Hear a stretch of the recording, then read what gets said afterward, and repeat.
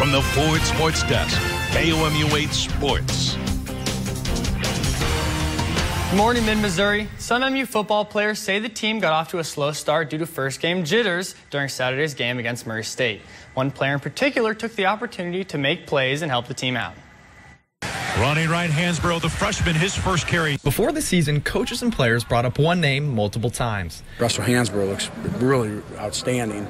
We're very fortunate to have guys like that. It's a name Mizzou Tiger fans need to look out for in coming weeks. Hansborough on the run back, breaks a tackle into the 40 around the kicker. Russell Hansborough helped out an offense that struggled at times in the team's first year in the SEC. Out of the 14 teams in the conference, Mizzou ranked second to last in the SEC in rushing with an average of 118.7 yards per game in 2012. The Mizzou coaching staff realizes how important it is to be successful on offense and to turn these numbers around. We got a lot of guys on offense that can make plays. Probably the most we've had in some while, and it's all about making plays too. You don't win games, just because you got a nice team and hey rah team. You got to have guys go out and make plays. Hansborough rushed for 104 yards and 2 touchdowns on 8 carries against Murray State. He is second depth chart behind running back Henry Josie.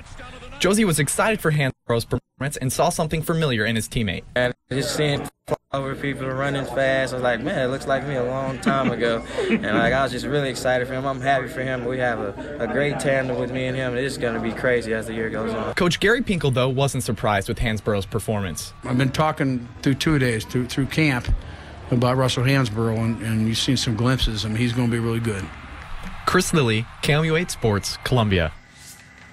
After week 1, the Missouri Tigers ranked #1 in the SEC with rushing 358 total yards against Murray State. Russell Hansborough's next opportunity to make an impact is this upcoming Saturday against Toledo.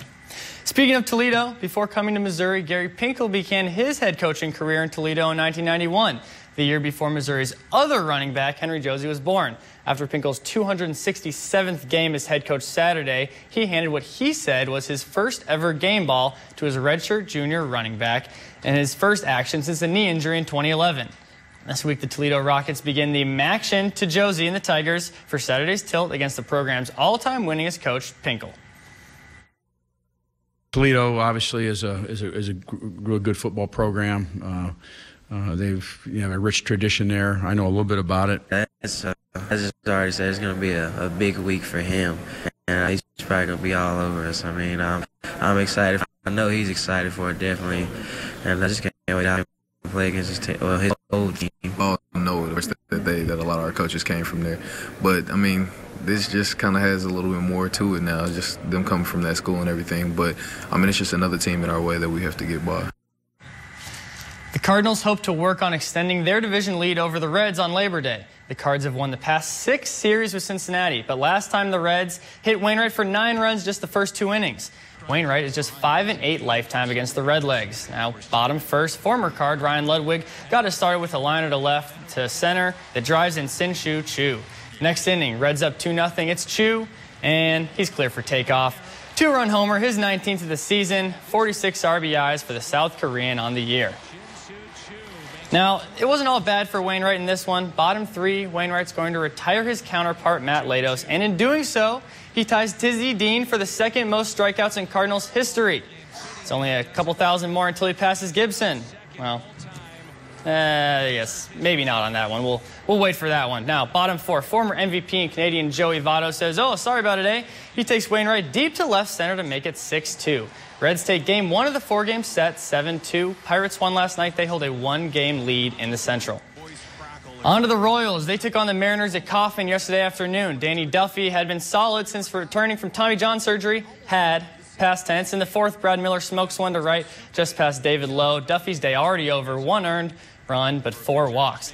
Exit Duffy, enter Will Smith. And Will Smith was dealing yesterday, people. Kyle Seager, Justin Smoke, Michael Saunders, 8 Ks for Will Smith on the afternoon. Will's pitching staff has given up 7 earned runs in the past week. Now, that ain't bad. Bottom 4th, slumping Billy Butler finally puts the bat on the ball and slaps one up the middle. First hit in 17 at bats. Hosmer gets to 3rd. He'll come around to score the tying run. Bottom 5, King Felix goes down and into Alex Gordon. Alcides Escobar gets into scoring position behind Gerard Dyson. 2 pitches later, same spot, same result. And as Mark Jackson would say, Mama, there goes that man. Dyson scored on the wild pitch, and that was all it took. Royals win 3-1, 5 games out of second spot in the wild card. Now, ladies, I know you didn't spend your Labor Day weekend swimming, but one person did. She, 54-year-old, swam all the way from Cuba to Florida. It took her 53 hours, you know, so. No big deal. Yeah, not at all. She thinks she had to go to the hospital for a little bit of puffiness, but, you know, as to be expected when swimming that far. So incredible. Well, it was her 5th attempt. I mean, in the last time she had to stop because she was stung by too many jellyfish. Yeah, and actually I will say it wasn't the first time that someone swam it, but it was the first time someone swam it without a shark cage. Right, so two other people gotta did give her it. that credit. 2 other people did it with shark cages. I don't know. I don't know how that works. Exactly. Yeah, I want to see what a shark cage looks like. All right, thank you very much. It's a live look over Columbia.